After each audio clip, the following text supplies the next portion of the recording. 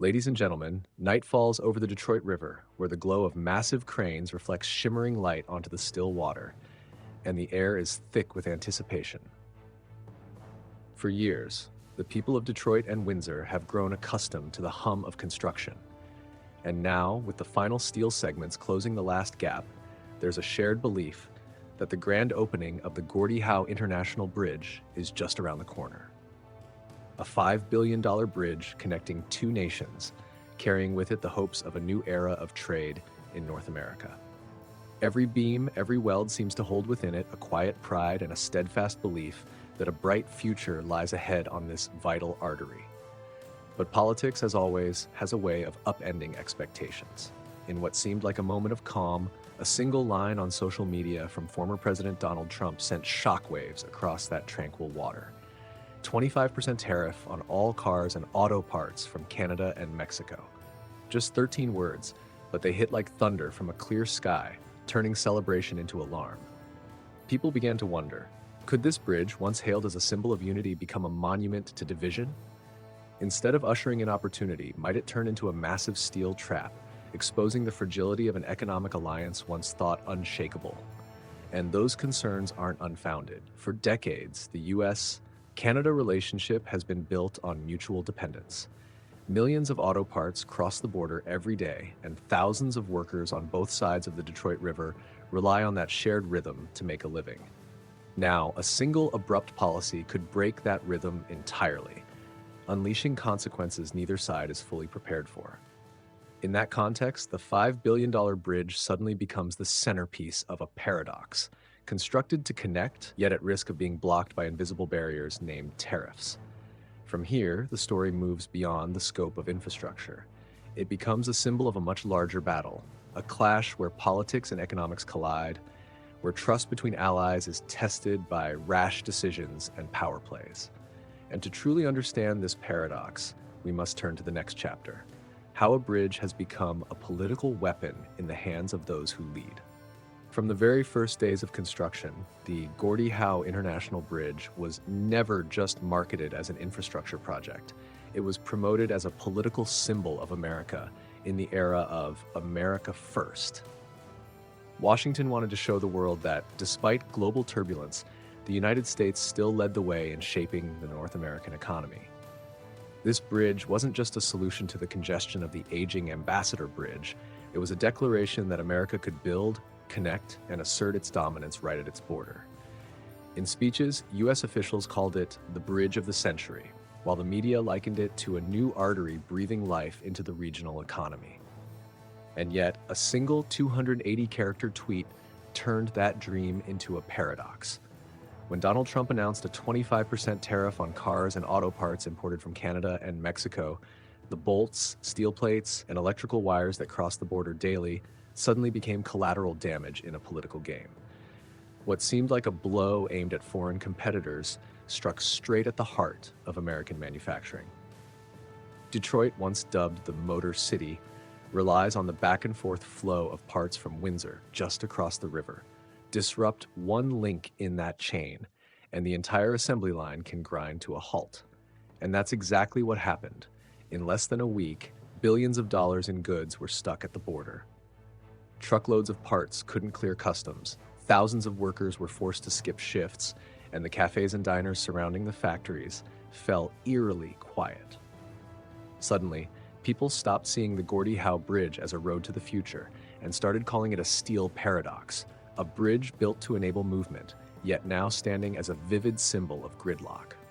Every slab of concrete, every span of steel now seemed to carry a haunting question.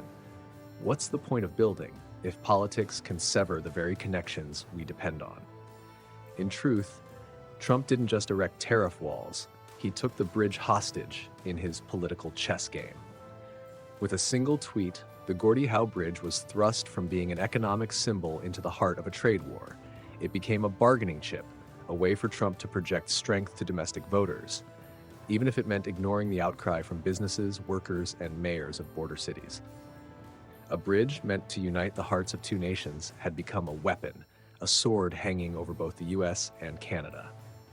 And it was precisely in that moment, as Washington busied itself with slogans and tweets, that Ottawa began quietly preparing a very different response.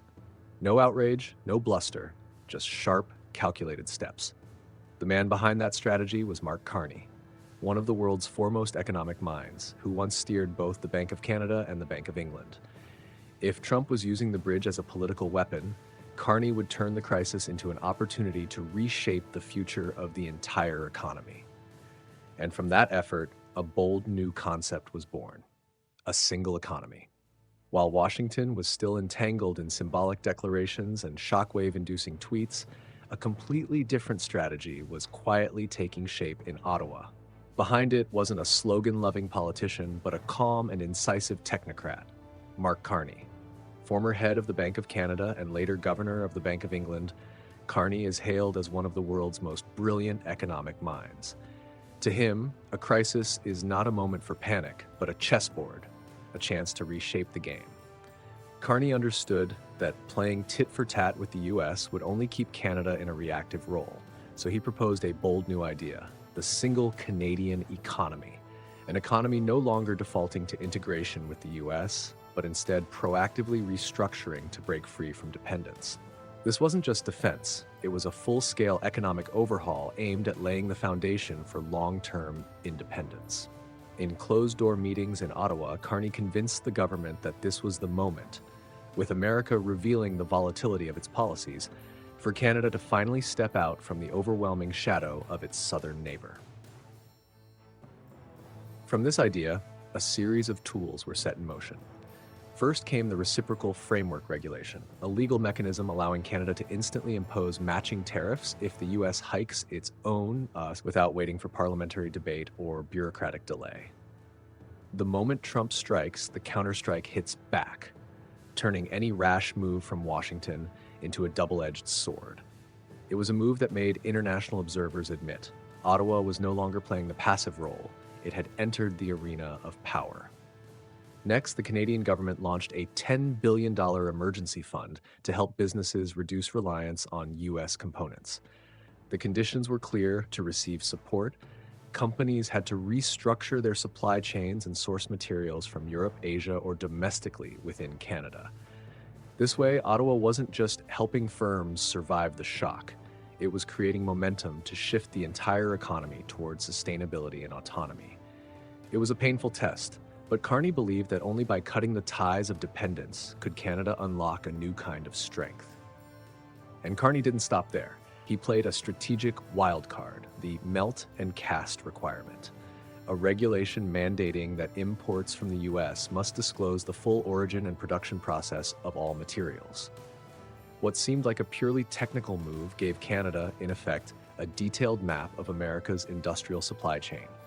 Knowing the strengths and weak points of its counterpart, Ottawa could now craft trade and industrial policies with precision, like holding a key to the backbone of the US economy. This was no longer just retaliation, it was a leap in strategic thinking. Through these bold moves, Canada sent a clear message: it would no longer accept being America's shadow. Ottawa was willing to endure short-term pain in exchange for long-term sovereignty, ready to bear temporary wounds in order to gain lasting strength. And what shocked the world most was this: instead of backing down, Canada emerged with a newfound confidence, as if it had finally found its true voice in the global economic order. But the strategy didn't stop at legal frameworks or numbers on a spreadsheet. To prove its vitality, Ottawa opened a new front, the front of trade diplomacy. And from there, stories that once seemed completely unrelated to a giant steel bridge suddenly became intertwined with the currents of global commerce, from steel and automobiles to lobsters. While tweets from Washington were still shaking the foundations of the auto industry, the trade chessboard in Ottawa had already expanded onto new fronts. Canada understood that it couldn't merely play defense in autos and steel. It had to actively forge new paths in places where the US could no longer reach. And it began by leveraging the very agreements that the United States, under Trump, had turned its back on: CETA with Europe and the CPTPP with the Asia Pacific. These were doors once opened by the US, only to be abandoned midway. Now, Canada stepped through and reaped the rewards. The results were visible within months.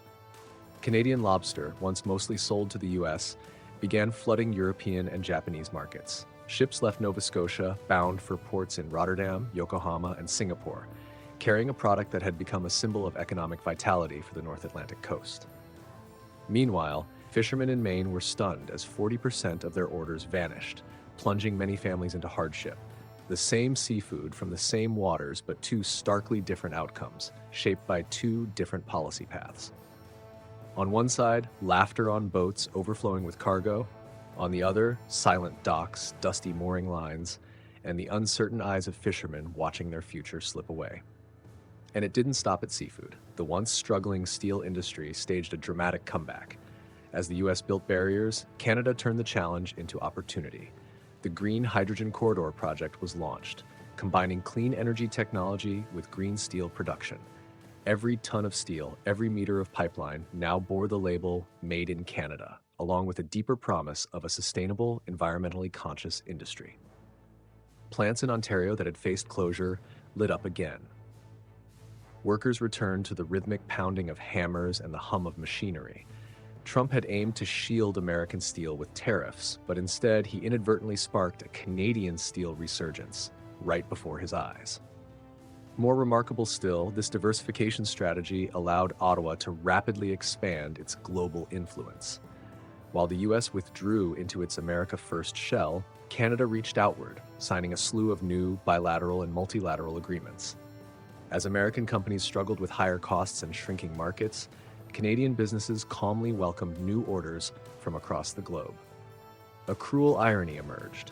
The one who built the wall to protect himself had, in the process, paved the road for his neighbor to go global. And through it all, the Gordie Howe Bridge still stood, a paradox carved in steel. Built to enable trade flow, it instead bore witness to that flow being blocked, then abruptly redirected across oceans. Every lobster shipment arriving in Europe, every container of steel landing in Tokyo, served as a quiet reminder that the old order had fractured and new trade routes were being redrawn. Canada didn't just survive the tariff storm, it found strength through adversity. But trade was never just about import-export numbers.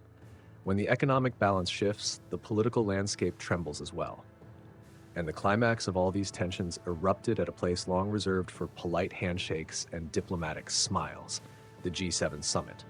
There, the world would witness not just a clash between two economies, but a political rupture that would forever alter how the people of both nations saw each other. The peak of the crisis didn't unfold at a steel plant or a bustling port, but inside a lavish conference hall in the town of Canmore, Alberta, host of the G7 summit. What was expected to be a gathering of world powers to discuss global cooperation quickly turned tense. In full view of the press, Donald Trump and Mark Carney clashed in a fiery war of words. Trump accused Canada of sponging off the US economy, while Carney fired back bluntly, declaring that Washington's tariff policies were only isolating America. The other leaders sat in stunned silence, witnessing, for the first time since World War II, Canada openly challenging the United States on the international stage. The confrontation quickly spilled beyond the conference room. The global media dubbed it the Canmore Clash, a historic rupture that laid bare the growing fractures within the North American alliance. But more telling than the headlines were the political aftershocks that rippled into everyday life. In Windsor, diners once buzzing with auto workers now sat eerily quiet as shifts were slashed. Assembly line workers, long accustomed to steady employment, suddenly found themselves jobless, their morning coffee runs replaced by anxious stares at dwindling job boards. Detroit, once ablaze with industrial pride, now sank into gloom and uncertainty. Meanwhile, in Ontario, the clang of hammers in steel mills rang out like a song of renewal.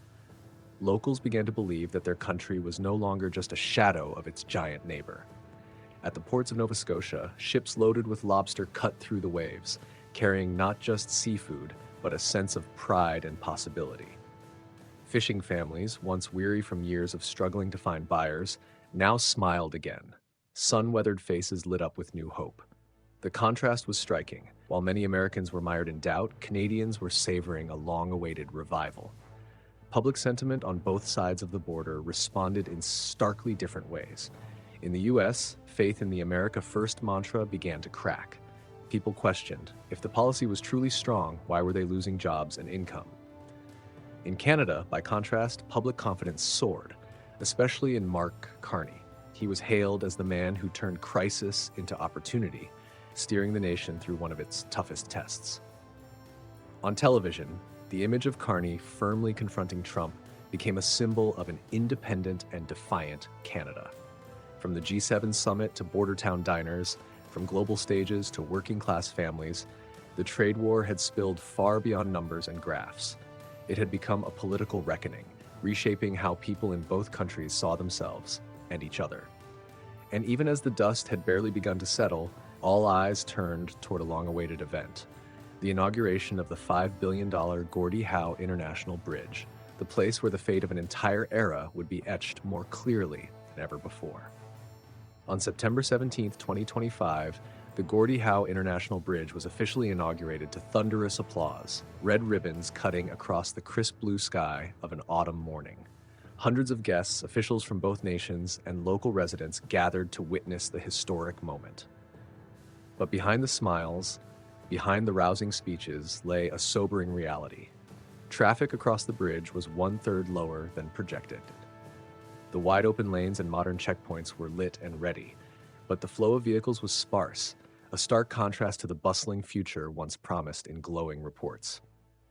People bitterly began calling it the $5 billion scenic overlook, a painfully ironic symbol of the chasm between expectation and reality. Ironically, the very project once promoted as a hallmark of America First had become proof of America's self-imposed isolation.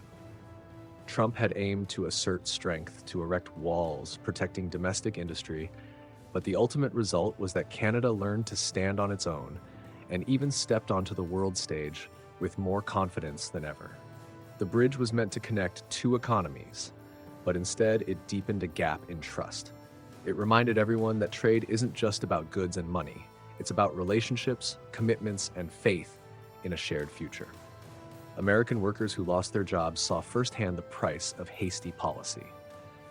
Canadian fishermen and steelworkers, on the other hand, discovered that adversity can become opportunity if met with vision and resolve. And so the Gordie Howe Bridge stands tall, a monument of steel and concrete, but also a monument to a geopolitical lesson. Allies cannot be taken for granted, and bridges only matter when they lead to trust, not division. Ladies and gentlemen, this story doesn't end with a bridge. It marks a historical turning point for both the United States and Canada, an era where Ottawa walks with more independence, while Washington pays the price for impulsive decisions. And now, I invite you to share your thoughts. Is the Gordie Howe Bridge a symbol of hope, or a warning for those who put politics above trust?